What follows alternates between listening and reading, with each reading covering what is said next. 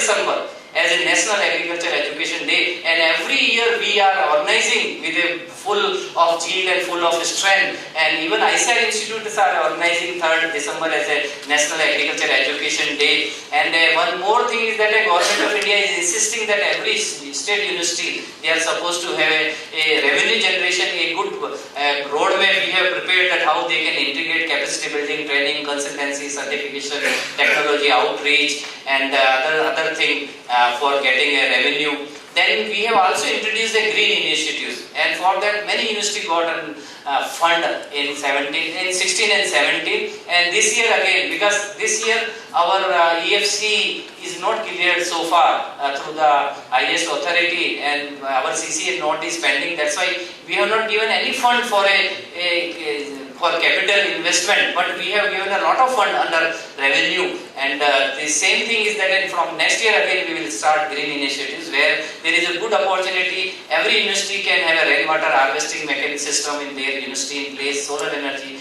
utilization, even composting, wastewater recycling, e-governance, and noise-free generator. They can go for this type of a mechanism, all green initiatives. Next one. This we have already covered, 135 crore to Telangana, 135 crore to our Andhra. Next. This we have covered, emeritus scientist and emeritus professor. Next one. Next one. Ranking. Last year we made this exercise, and our EQR section, they have done a good job. There was some, because at initial inception when we have introduced, there was a lot of theories, people were not accustomed with our set of questionnaire. So we now this year we have again revised this complete questionnaire, and we are going to launch within 10 days or 15 days. And on our foundation day of ICR on 16th of July, we will make a ranking again for all agriculture university for this year. These are the few initiatives. Dr. Chetty has done a good work for postdoctoral fellowship, and at initial inception we have identified IERI, IBRI and all deemed university to work on this issue, and once it will be successful, then we will implement in our other state agriculture university postdoctoral fellowship. Then ECTA we have already covered a new course line, that is a ProCool, promoting cooperative learning. 3A integration, anytime, anywhere and anyone.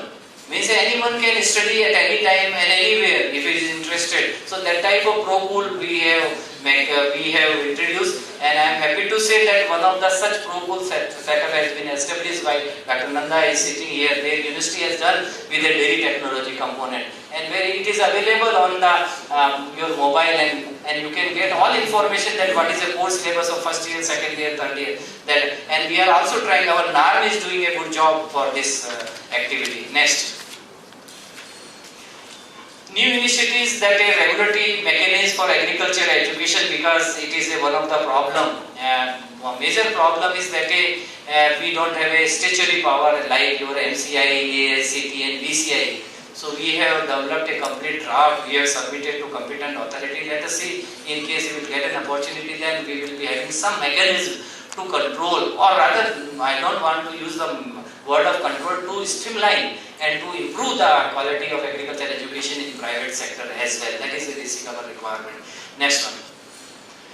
This is basically one more important component, and this is a NAHEP, and with the help of World Bank, this is a World Bank funded project, 1100 crore rupees we got, and it has been approved by the Government of India and World Bank on 50-50 cost sharing basis. And under this is for 3 years, and we are responsible to create a right type of awareness, means a right type of visibility, and basically we are also interested to attract the talented student. Even a good provision we kept for increasing the competency of faculty member. 250 crore rupees we kept exclusively for training of our faculty member to the abroad agencies, so that they will get a present state of art of technology which is available globally. That is the basic idea. Next one. Under this we have got a 3 component. Next. Very important component is the institutional development plan, where we are focusing only for undergraduate students, and our basic idea is that let us explore the possibility to or extend a basic research for knowledge generation, and let us make our undergraduate student as a job provider rather than job seeker. So we have tried to articulate a right sense of a entrepreneurship in education. So that type of mechanism we have done, and at present total 8 universities we have selected. This was on competitive basis. And there was a team which was headed by our Honorable Director General, and where we were having a experts from the foreign university and even expert from our national our country, and collectively they have done a good exercise. So total 8 so far IDP proposal we have selected, and this is basically, as I mentioned, that exclusively for undergraduate student. Next one. Second component is a caste. This is Center for Advanced Agriculture through Science and Technology, and it is for postgraduate education, and there is a provision of a applied research as well. Means anybody who is having a good expertise and good infrastructure, and we have suggested some of the themes, and these themes may be of a secondary agriculture, conservation agriculture, precision agriculture. Many good university came forward this proposal. We received more than 51 proposals, and at present we have selected 8 sub-university, and we have already released their administrative approval, and very soon we will be dispersing the amount. So this is cast for postgraduate education to train our postgraduate students, so they will become a good leader in management of the whole agriculture in a specified and frontier area of agriculture. Next one. Caste, as I discussed, there are a lot of theme area we have suggested. Next. Then the third component is there with our ICR only, and we would like to make ICR as a leader in the agriculture education. For that, we will be having some site-specific proposal. Even under this project, we have included an innovation grant. We have included some of the project related to non-accredited university. And we have given 5 crore rupees to non-accredited university with the assumption that at least they should come up with some stage where they can get an accreditation. So that was a basic idea under this component. Next one. This was the second component. As I mentioned, ICR should become a leader on the top level. Even Government of India is insisting that when we have got so much of a good infrastructure, good facility for education, why not we are excelling at the international level? So that's why some component we have kept, and for that next year, once we will cover the provision of IDP, caste and innovation grant, after that we will concentrate on this second component. Next one. Third is of course project management and learning. At the end of the whole day, we will draw some strategies that what will be our way forward in next year. So next one. These are some way forward where I would like to urge to all of you, all intellectual group of an highest authority of education is sitting in this hall. I want that kindly deliberate on some of the issues, how to mitigate the faculty shortage. There is a need to have inspired teacher networking. There is a need to reduce the inbreeding, how you can do this some exercise. Let us make a right emphasis on research, and it should be of a social relevant. It is not that we are doing some exercise as per our own wish. How to promote innovation. Recently there was a list of innovating countries were published. I am sorry to say our country is standing at the position of 124th out of 155 list, and agriculture education innovation is further lower. So that's why there is a need to promote the innovation international ranking. Let us forget about national ranking. It is high time we should have some international ranking. For that, many good university, IERI, IBRI, at least I can say that DIM university can excel in this field. How they will move, that is a big question mark. Industries, academia interface, global collaboration is one of the important things. Involvement of alumni, technology, enabled learning, and societal, scientific, social responsibility. It is also one of the important things. How we can have some new way forward, that we will definitely discuss. And my last slide is next.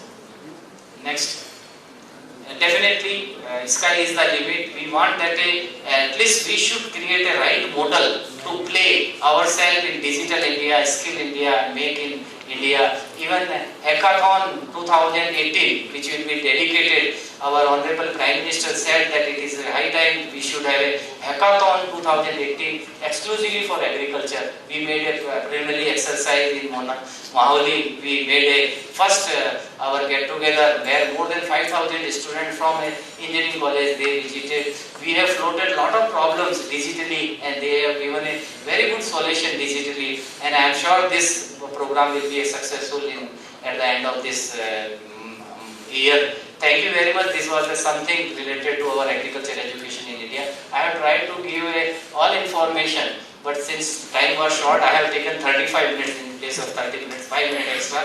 I am really thankful to all of you. Thank you very much. Always it gives a different type of strength to face something new. Yes, sir. Sure. As we are seeing the situation at present, we don't have the grassroots level persons to work at the village level. Very soon, I got your point. Yeah. Very soon, Dr. Venkateswarlu is there. He has prepared a very good plan. In short, I am saying it is too early to declare. That's why I am not in position to give this different component. But immediately after BSc, any student will come. This is a type of abhyas. It is agri-business services and empowering youth in agriculture. That is a basic idea. And here one complete year of course we are producing, and we will produce a semi-skilled labor. I am using the word of labor. Why labor? Because we want a person should work in the field. That is there. So we will take care. But here I would like to mention higher education is under domain of a DARE. As far as the lower education is concerned, in last plan we did our exercise. We have prepared a complete syllabus, what should be covered at a 9th, 10th, 11th and 12th standard, and we have given this to MHRD and to our UGC as well. And in terms, because they are also having a lot of courses and they are trying to accommodate our agriculture education as well at the primary school, higher education, not higher education, at the school level. Yeah, please.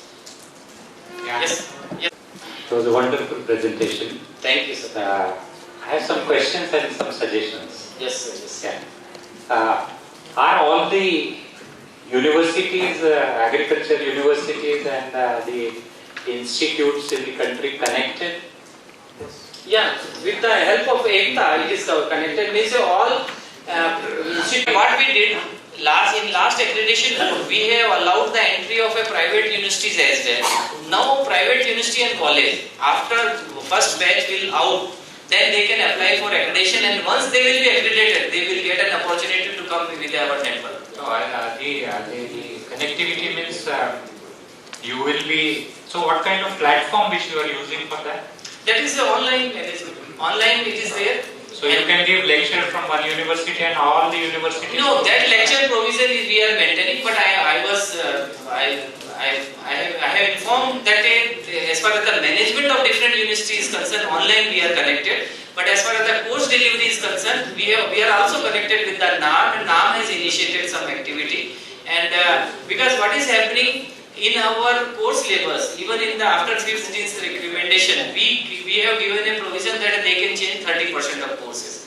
Because what is happening, our country has got we say we have got 29 states, 7 union territory, more than 6 lakhs villages there. Every village has got its own identity. So that's why 30% course syllabus can be changed. So basically this idea, which has been already introduced in the engineering education, we will try to include it in under MOOC and other things. If you see, I mentioned a new platform which we are going to launch, that is a MOOC. Yeah. So this will be available. So I was saying, sorry, I'll take 1 more minute. Yes, sir. Sure. Yeah. Just to supplement also, Yes, sir.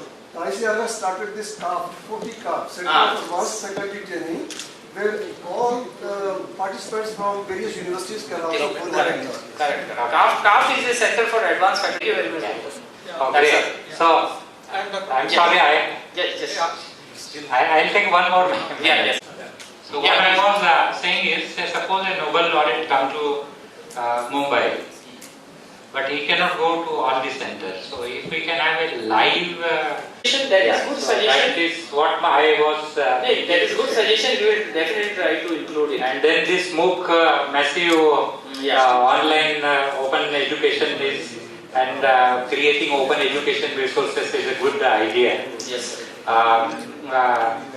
Then one suggestion, 2-3 suggestions. One is in Europe nowadays they are talking and funding for responsible research and innovation. Yes. And this is a very good document and very good scheme. They are spending $3 billion on this RRI. So if we can have those kind of things in our country, I think it would be useful. One thing which we did in the state of Maharashtra for traditional university, and even the agriculture universities are participating in that, we have created a research festival for students. So every university conducts the research competitions, and those projects are displayed in this festival once in a year. So every university conducts that. So if you are conducting those kind of things, nothing like it. But if not, then we can have this kind of research festivals in our country. Thank you, sir. Thank you. I would like to supplement here. As I mentioned, Hackathon 2018. It is an initiative by Chancellor of this our State Agriculture University to concentrate on this job, and we will provide some facility. First of all, individual university will do this exercise at their level. They will digitally invite means a solution for a different problem of their area, and finally, all selected people from all 75 universities we will call at the national level, and we will definitely award them. That type of mechanism we have already started. Oh, great. The last now suppose a student of agriculture wants to do a course in artificial intelligence or machine learning in the same campus or even in collaboration with other campus. Do we allow that kind of credit? Sure. We have in the last month only we have launched one IDP, Institutional Development Plan. This was exclusively devoted for artificial intelligence, robotics and drone. Dr. Chehal, he has chaired the session, and he has given a complete roadmap that how we can articulate. So in a Junagadh Agriculture University we have introduced it, and it is open. Any university who is interested to do some extra work, especially for artificial intelligence, because in future of our whole agriculture will depends upon that how virtually we will design the solution. So artificial intelligence, it is not real, it is a type of virtual. So this provision exists here. So cross credits we are allowing. Yeah, up to 30% you can have. But I said that if you feel that in your locality, artificial intelligence, even mechatronics you can go through, even wireless sensing you can go through, image processing you can have, or you can have secondary agriculture, you can have conservation agriculture, you can have specialty agriculture, you can have high-tech cultivation. So there are a lot of new frontier area of agriculture is available. It is up to you. In case if you have got expertise and good infrastructure, you can go ahead. But not more than 30% of the total syllabus. Thank you, sir. Thank you. You are always supporting to us, and मेरे को बड़ा अच्छा लगता है आपसे बात करते हुए, sir. Thank you, sir. हाँ. Okay, I had suggestions. Yes. Sir, आप तो हमारे को हमेशा सजेशन देते आए हैं. फिर भी मैं I will take your suggestion. Otherwise, you are in our advisory board. You and Dr. Chehal always they are supporting. Number one is inbreeding. Inbreeding is a major problem. Yes, sir. Yes. And ICR and Education Division has done a lot. But a lot also need to be done. Yes, sir. I had one small suggestion that 15% of the students in PG courses, you are giving a scholarship, Education Division. Is it possible, can we double that? And students are moved from one state to other state, with that scholarship. Because I understand the states have been resisting this move. But as long as we say the state that your quota will remain there, will be there, and it will not be sacrificed, number will not be sacrificed, but those whom you admit, 30% of them will be moved out. So that will be a great contribution, that they will be able to come to know other part of the country. Thank you, sir. This is really good idea. But basically, we are also having. Dr. Chetty. I will answer to your question. Of GRFs and SRFs. At present, we are giving 475 GRFs. The committee under the chairmanship of Dr. Punjab Singh has doubled it to 1000. And we are giving 202 SRFs, and this is doubled to 500. We have not implemented. It is already embedded in the EFC. Once if the EFC gets approved, certainly the number of GRF and SRF are going to be doubled. And we have made a special budget provision for that. And in fact, for the capacity building, through education division, we are spending 125 crores every year.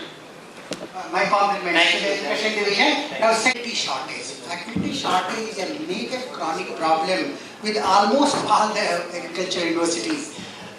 We had suggested in the past some time that NAS fellows are scattered throughout country. So is it possible that can their services be utilized till we find the solution for this problem? Yeah, please. Sir, I have an answer to your question also. In order to mitigate the faculty shortage in SAUs, the scheme of emeritus professors was introduced only with that in mind. At any given time, we have 100 slots of emeritus professors. And all 100 slots will not be filled at once because people retire every year. We have to give equal opportunity for the people retiring every year. So we have decided to fill up about 30 to 35 slots every year, so that by 3 years all 100 people will be there, and again every year 35 people will be retiring, completing their tenure. And that is one way of mitigating the shortage of faculty in the universities. But this suggestion was made by Dr. Punjab Singh again, who is president of NAS now, that we have the talents in NAS fellows are there scattered in different parts of the country, and we had a discussion on that. But the thing is, the modalities have to be worked out. Then we suggested to NAS that is NAS in a position to fund. Suppose if we hire some people, if universities are in need of it, we can supply the list of experts in different disciplines to different universities, so that it is left to the universities to invite these NAS fellows who are who have expertise in their own disciplines, to invite them for the adjunct professors or teaching a specialized course. In fact, we have given that liberty to these emeritus professors, and we have given 1 lakh rupees per year contingency for these emeritus professors to go to universities and stay there, and we are also writing to the universities to take care of their local needs, so that only travel cost is met by these emeritus professors. Thank you, Dr. Chetty. Yeah. Actually, my suggestion was that it's too short a number. Yes. 100 emeritus scientists or professors are too short a number. Seeing 75 agriculture university, 100 plus ICR institute. Sir, but I tell you, sir, this year for emeritus professor, we got 61 applications. 72 applications. Even it was less than that of our total. And out of 72, I am sorry to say, with our full effort, we were quite open and we were quite supportive. We could not select more than that of a 30. 30. We could select. So basically, there is a set criteria. I don't want to compromise with the quality. I don't want to manage any show. Anybody who is earning, he can get an opportunity. That is basic. My suggestion was totally different. That you are already giving money to the agricultural universities for conducting various training classes and all that.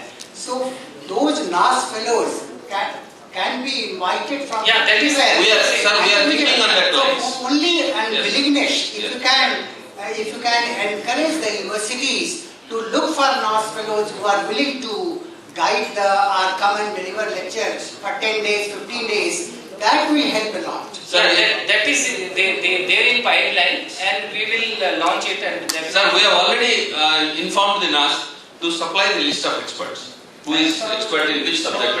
Yes, sir. Let them hear. Colleges in the rural areas, they should know that such scholarships are available. I was not knowing ICR giving its scholarships. That is basically what is happening. It is online, everything is available. One should keep what is there in ICR. Sir, basically what is happening. One more thing I would like to mention. it is the only agriculture education which gives scholarship starting from the initial inception.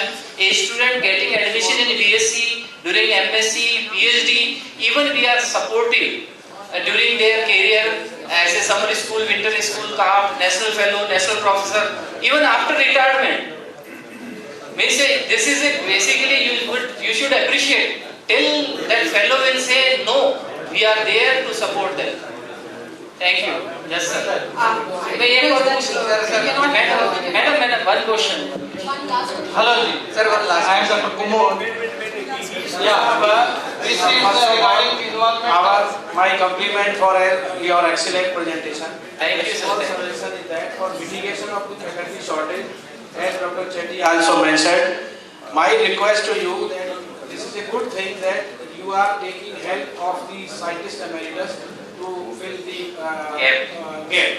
Now, my suggestion to you that if possible, kindly make a provision when you issue an offer to them for scientist emeritus, it should be clearly mentioned that you will contribute at least teaching for this much hours. Then it will serve the purpose. Otherwise, they are not the actual replacement of the faculty. They are not going to, because they say no, we don't have get this position to teach any course. Sir, so that is my suggestion. Sir, with folded hand, you are senior to me. You are the instrumental behind a lot of new reforms in ICR. Sir, we are selecting and we are giving it in the hand of Honorable Vice Chancellor. Now it is you how you are making use. In case if you fail, I am sorry, we can't do this type of intervention at the level. We are not interested in making any intervention in your governance. You are free. When we have declared as emeritus scientist, emeritus professor, you just come up with it and you just take their services.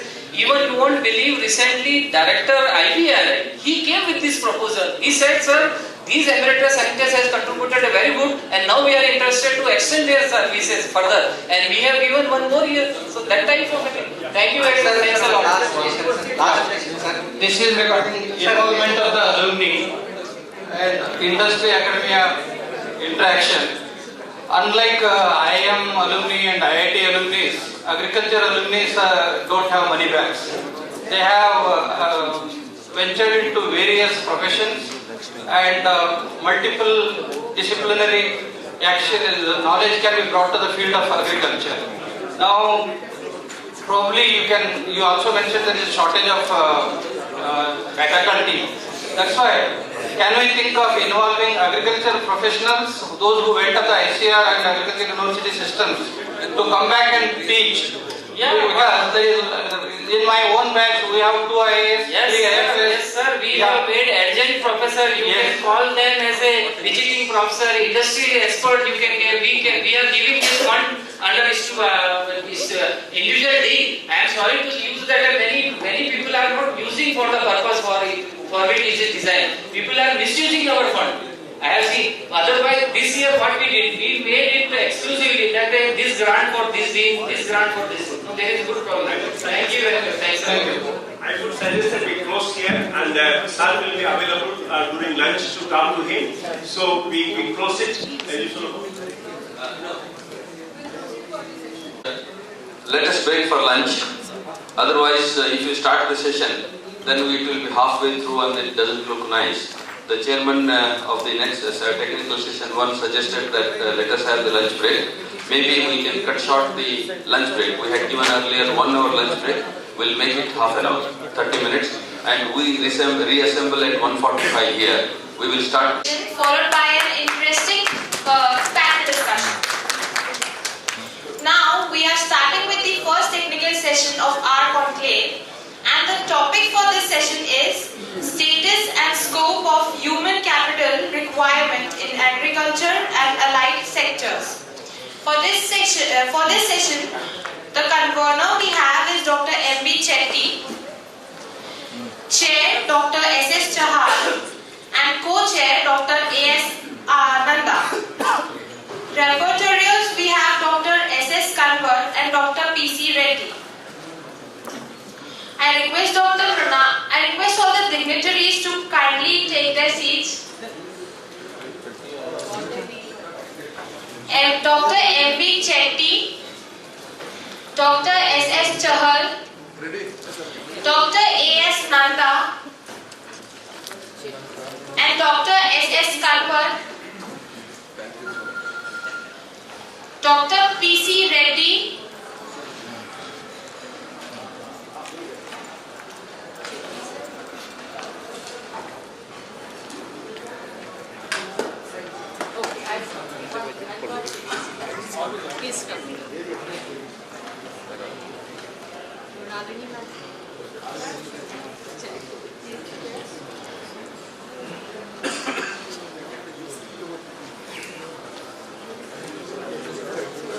I request Dr. Mrinalini Naik to kindly felicitate the dignitaries.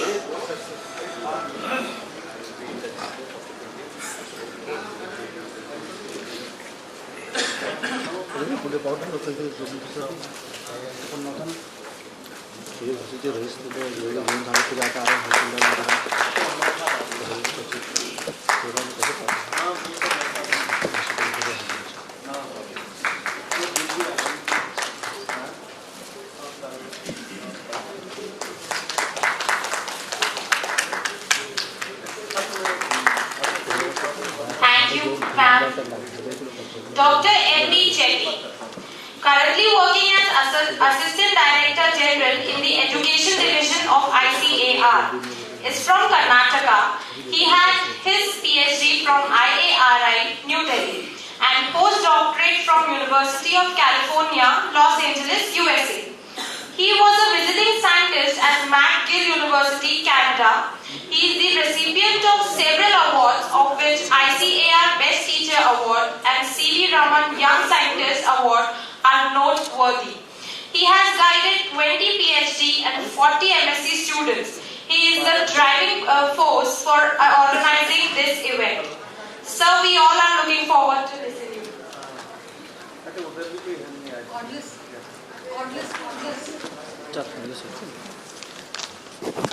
Good afternoon everyone, welcome back to the technical session 1. Respected Chairman, Co-Chairman, my rapporteurs, respected DDG, Chancellor, Vice Chancellor of Rice Sony University, and various Vice Chancellors participating from different parts of the country, the delegates, deans, directors, the faculty members and staff of this university. We are starting with the technical session 1. As you all know that we are running out of time and we are just one session behind the scheduled time. And the theme of this technical session 1 is the status and scope of human capital requirement in agriculture and allied sciences. And I am the convener of this session, and the chairperson of the session is Dr. S.S. Chahal, former Vice Chancellor, MPUIT Udaipur, and the co-chairman is Dr. A.S. Nanda, Vice Chancellor, Gadwasu, Ludhiana. And the rapporteurs are Dr. S.S. Kanwar, Emeritus Professor from Palampur, and Dr. P. Chandrasekhar Reddy, Emeritus Professor from US Bangalore. I have a great pleasure in introducing Dr. Chahal Sir to all the distinguished audience here. Dr. Chahal, presently the Honorary Emeritus Professor at Punjab University, Chandigarh. He served as the Vice Chancellor of 3 universities, including Maharana Pratap University of Agriculture and Technology, Udaipur, and he was a former chairman of NAC for appeals. And by profession, he is a plant pathologist and served Punjab Agriculture University in various capacities for nearly 35 years as Dean Postgraduate Studies, Registrar, and the Dean Examinations. He has immensely contributed in the development of several new technologies which are widely accepted by farmers, including the new disease resistance of varieties of pearl millet. And he has, to his credit, 286 publications in reputed journals of high impact factor and edited 8 books. And he was a visiting scientist to ICRISAT and Derrida Fellow at Denmark. He is the fellow and honorary fellow of 7 professional societies, and he has numerous awards. of which 6 of national importance, and involved in high-level policy planning committees of UGC, MHRD, and ICR. And he has been really the source of inspiration for the Agricultural Education Division. He is on several committees of the Agricultural Education Division, and our DDG has already mentioned about his contributions, his suggestions for the improvement of quality of agricultural education in this country. And I came in very close contact with him when he was the chairman of extramural research projects. For the first time in the history of Indian Council of Agriculture Research, we had these extramural projects from the Agricultural Education Division. It is very common to have these extramural projects from crop science division, animal science, fisheries and other things, but never in the history we had this kind of a project from the extramural funding by the education division. And he gave a lot of ideas and also gave us guidance how to propose the projects from the Agricultural Education Division. In the first instance, we awarded 63 projects in 2015, 16 and 16, 17 worth 8 crores. Again, this was continued in the last year also. The amount given to us was very less. It was just 1 crore and we gave about 21 projects. And this is one of the most important programs of the Agricultural Education Division. And we are really very happy, sir, you have given a lot of importance to our request all the time. We keep looking at you for your suggestions, for your advice and for your blessings. And I am really happy that he has also agreed to chair this important session in this National Agriculture Conclave. And similarly, our chairman, co-chairman, Dr. A.S. Nanda, who is currently the Vice Chancellor of Guru Angad Dev Veterinary University, Ludhiana, an expert in animal reproduction, animal husbandry. He was, before becoming the Vice Chancellor, he was the Commissioner of Animal Husbandry in Government of India and FAO expert for Asia and animal production at Vienna, Austria. Researched extensively on problems of animal fertility and several areas of specific situation to improve the productivity and production of buffaloes and dairy cow. He has been associated with the education reforms through several organizations like the executive member of the Veterinary Council of India, a professor at Punjab Agriculture University, Ludhiana, and a visiting professor at Hiroshima University, Japan.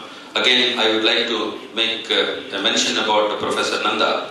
I came in contact with him when I visited Gadwasu as a member of the monitoring and review team of the ICR developmental grants. It was such a wonderful experience of interacting with you for 2 days, sir, when I was in Ludhiana, and it was like just home. We never felt that we were away from Delhi or away from home. The kind hospitality which you bestowed on all the members of the team and the way you cooperated in taking us to every nook and corner of the university and showing all the facilities which were created by ICR funding with the proper recognition and proper acknowledgement to ICR, that was really wonderful. And the people and the team, chairman and other members had a very high appreciation for Gadwasu for its efforts in the animal reproduction and animal physiology and maintaining the animal health in the country, which is the most important as of now.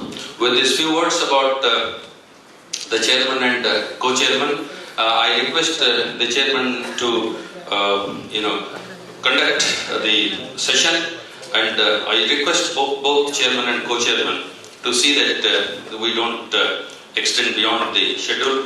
And one more request to all the distinguished delegates here is we will not go for the discussion after the presentation, and you can, if you want to have the discussion, you can have during the tea break. Otherwise, we will not be able to complete 3 sessions. We are just beginning with the first session. That is my sincere request to all the members, all the delegates attending this conference. With these few words, I request again the chairman, Professor Chair, to conduct the proceedings. Thank you very much. Thank you very much, Dr. Shetty. My co-chairman, Professor A.S. Nanda, Honorable DDG, Dr. Nestor Kaur, my ADG, Dr. Shetty, my colleagues, reportees on the dais, and many Honorable ex-Vice Chancellor, Vice Chancellor, staff of this university, and students.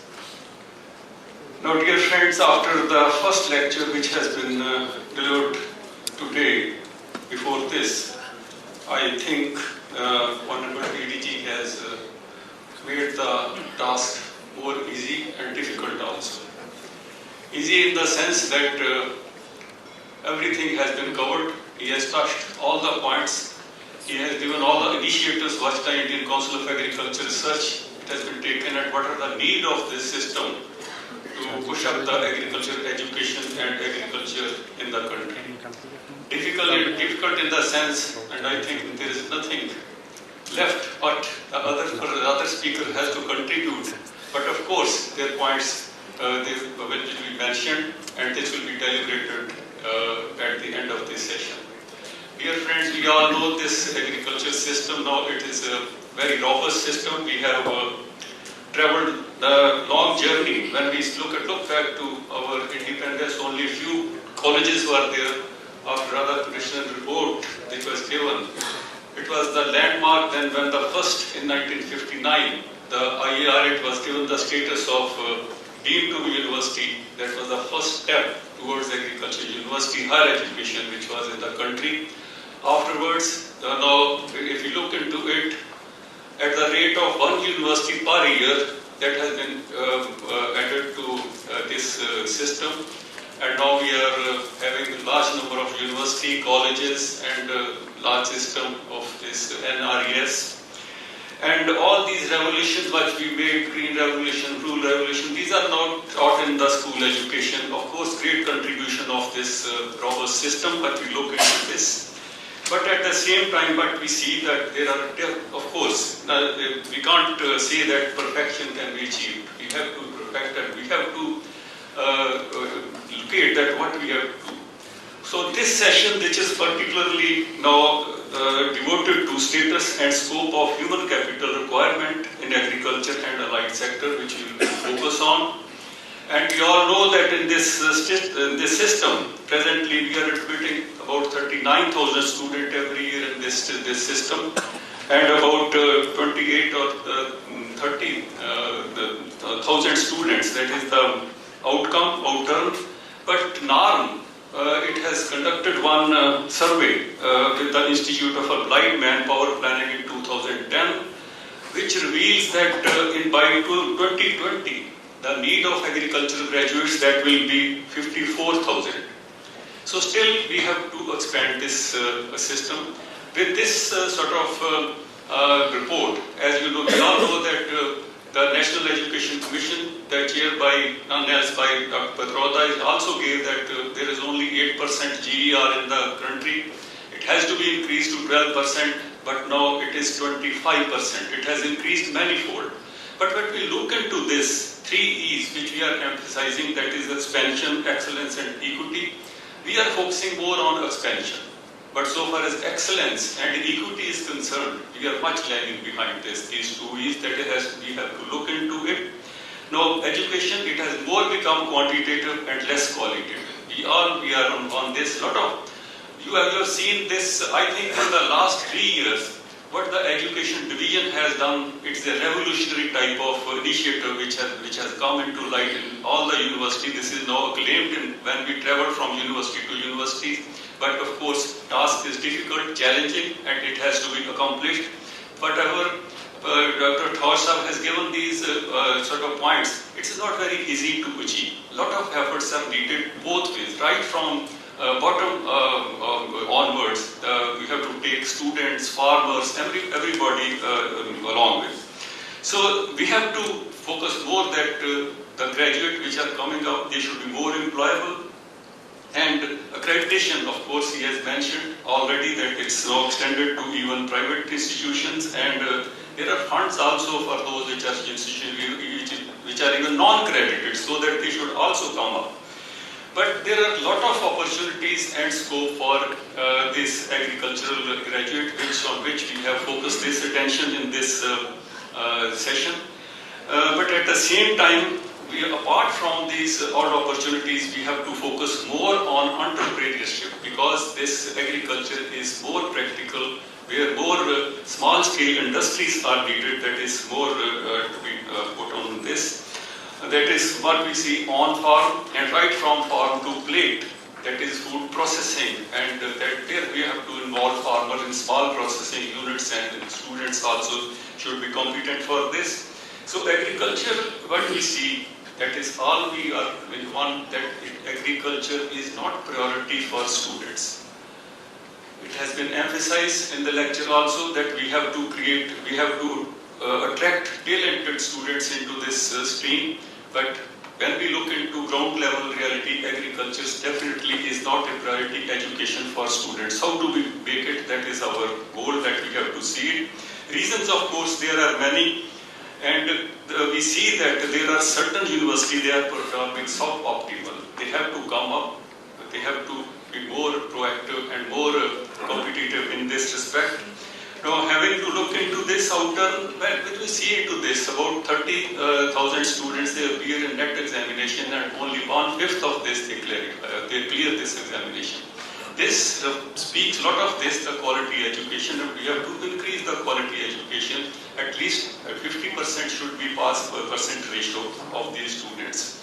So this experiential skill, it has been already emphasized in the morning, but this very important issue that has been raised in the morning, that is that Indian Council of Research, Agriculture Research and Center put in a lot of efforts. But agriculture, education is a state subject.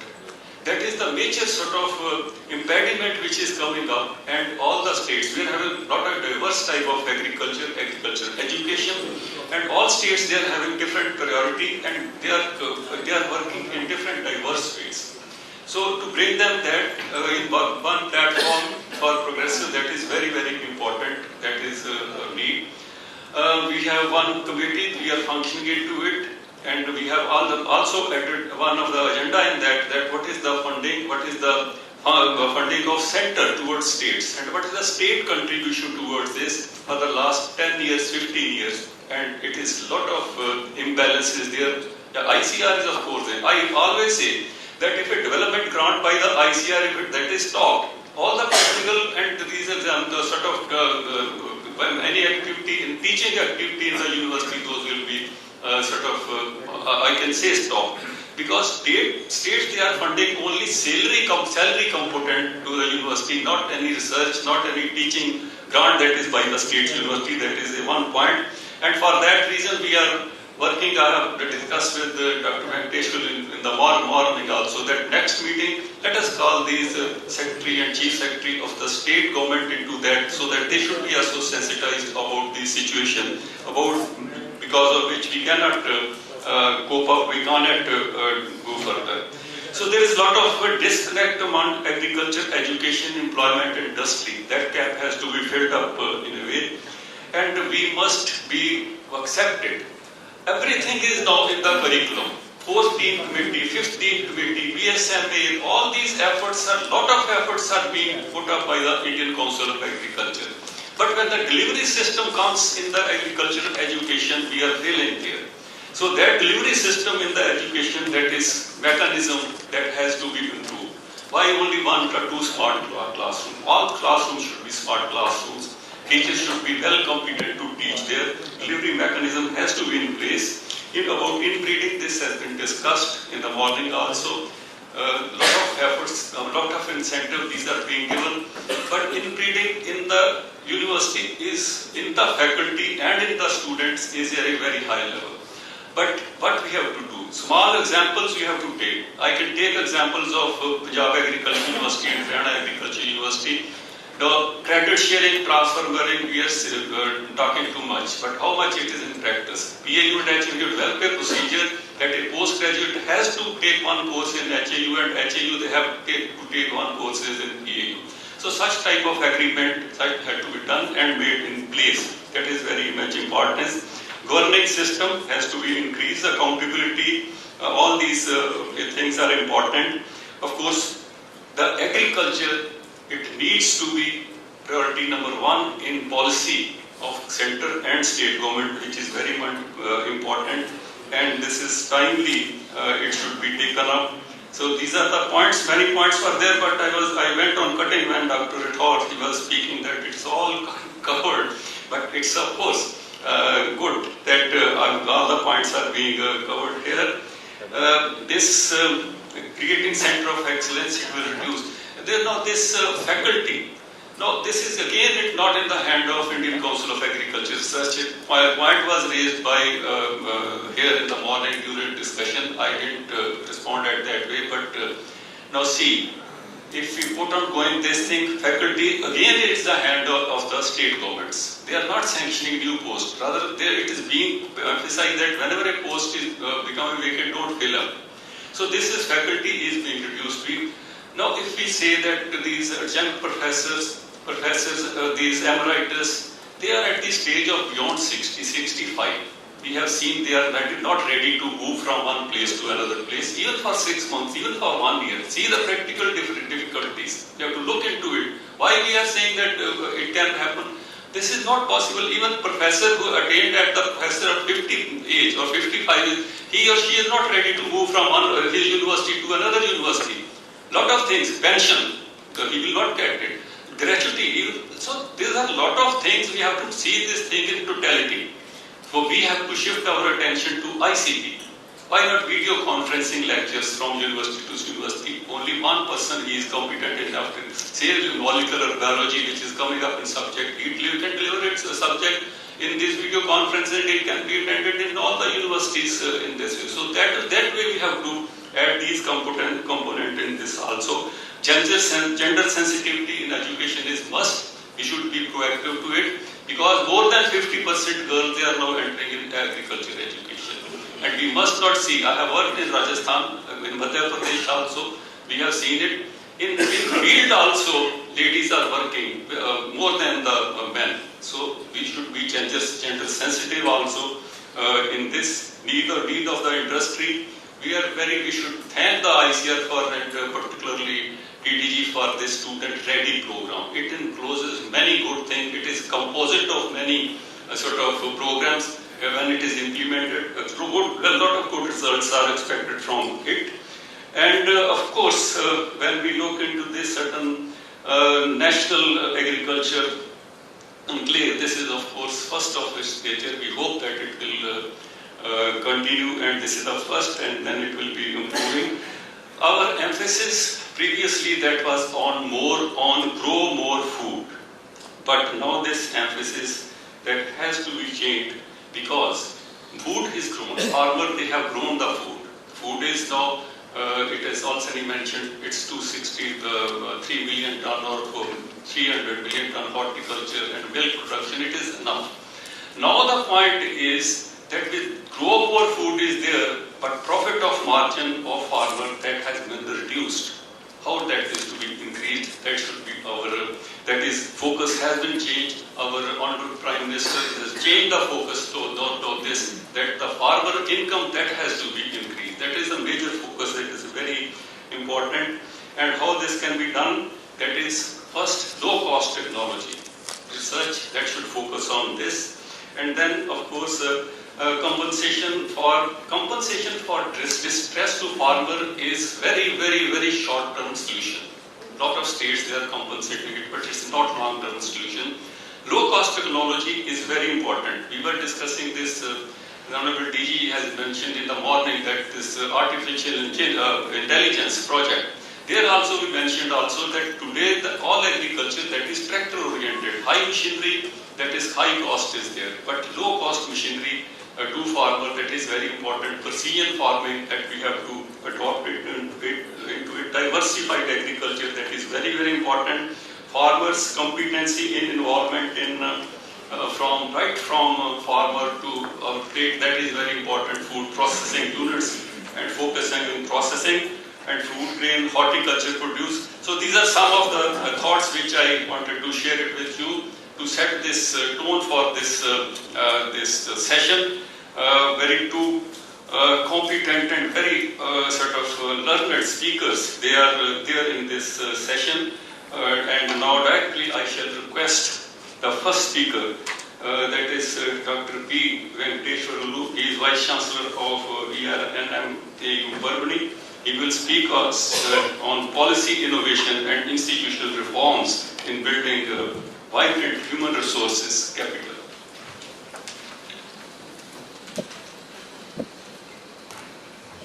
I just would like to introduce Dr. P. Venkateshwarlu to all of you. He is currently the Vice Chancellor of VNMKV Barbany, and he was earlier the Director of CREDA, Hyderabad. He has done PhD in soil microbiology, served in ICR for more than 30 years, and provided national leadership for dryland agriculture and climate change research. And I remember when I was in the university and he was in the ICR. Now he is in the university, I am in the ICR. That is a different issue. I had an occasion to listen to him about the contingency plans for drought mitigation, because that was the theme of all the governments, that they prepared the contingency plan, district-wise contingency plans for the entire country. And he was mainly the person responsible for preparing the contingency plans. And I also listened to his lecture about the hailstorm damage to the crops. In one of the Vice Chancellor's conference, he gave a beautiful lecture on hailstorm protection, how to protect the crop from the hailstorm. That was also very well prepared lecture. And he has to his credit more than 250 research papers and 2 patents, and is the recipient of several awards. And the most prestigious awards are Vasantrao Naik Award of ICR, Hariom Ashram Award of ICR, Fakhruddin Ali Ahmad Award of ICR, and FAI Golden Jubilee Award. And he has guided 10 PhD students and 12 MSc students, and he has visited a number of countries, and he was also a FAO consultant in China and Netherlands. Most importantly, is the fellow of the National Academy of Agricultural Sciences, which is most prestigious one, and always you can see him smiling and full of enthusiasm and problem-solving nature. With this brief introduction, I request Dr. Venkateshwarlu. And one more uniqueness of this session I would like to bring it to your notice. Probably you might have observed, both chairman and co-chairman are from Punjab. Both the speakers are from Telugu. Maybe I don't know, because I cannot even differentiate Angru and Telangana, whether they do, but Telugu speaking. Both are Telugu speaking. And myself and one rapporteur are Kannada speaking. And only odd man out is from Palampur. So I am sorry, I cannot help you, Conversa. You are the only odd man out in the session. With this, we will start the session. Thank you very much.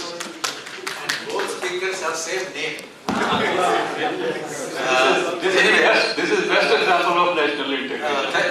Thank you, Dr. Shetty, for this introduction, and thank you all, and especially the organizers for having invited.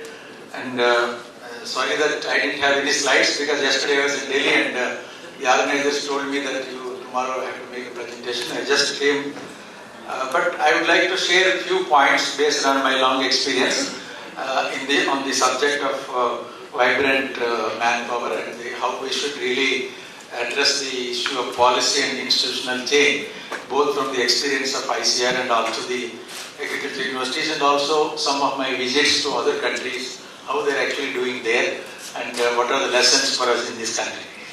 The first thing is that what is the importance of human capital?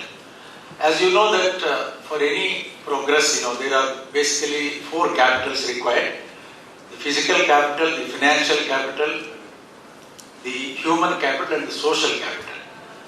And of all these, the most important is the human capital. Many of you know that the success of any organization depends on the leadership, not so much about the buildings and the money you put in. Sometimes you see a small startup putting very small amount of money, but in 5 years they become huge organization, but some other very elephant-like thing, but they don't make much progress. That's because of the leadership, the innovativeness of the leader. I was attending one program in IIM Ahmedabad some 2 years ago, and there one professor was telling me that they made some survey all over India from all the corporates and all, and they just sent a questionnaire. In the last 50 years, who are the 3 public figures? Public figures doesn't mean politicians, but who are scientists or technocrats, who made maximum lasting impact on the society, Indian society. And it came out from the polling. Swaminathan, obviously, because we all love him and he is our. Second is Kurian. And third is Sridhar, the metro man. The point is, impact everybody makes. Even Sheshan made big impact. When he was election commissioner, Kiran made a lot of impact.